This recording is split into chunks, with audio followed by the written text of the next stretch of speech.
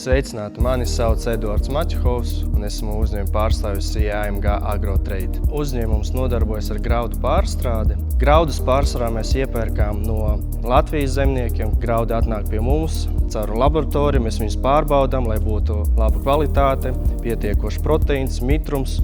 Un tālāk pa speciāliem graudu šnekiem viņi iet uz dzirnavu, kur mēs jau dabūjam kvalitatīvus miltus. Mūsu Eiropas Savienības preču nosaukums ir Amber Grain.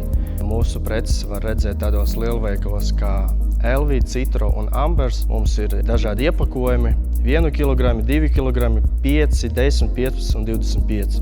Kā arī mūsu preci mēs eksportējam uz Vāciju. Mūsu sadarbība ar Industra banku sākās pirms 2 gadiem ar finansējumu šīs teritorijas iegādei. Pateicoties Industra banku finansējumiem, mēs varam vairāk attīstīt uz eksportu, kā arī lielāks apjoms varētu uztaisīt. Viņi mums palīdzēja uztaisīt 5 dzīvokļus hostelu veidā priekš strādniekiem no ārzemēm un vietējiem, lai dalītos ar savu pieredzi. Mēs ļoti pateicamies Industra bankai par viņu ātru, caurspīdīgu lēmumu pieņemšanu mūsu projektu finansēšanā. Arī es labprāt ieteiktu uzņēmumiem, kuri meklē atbalstu finansējuma jautājumos, vērsties pie Industra banka. Banka ir ļoti atklāta, atsaucīga sadarbībā ar klientiem.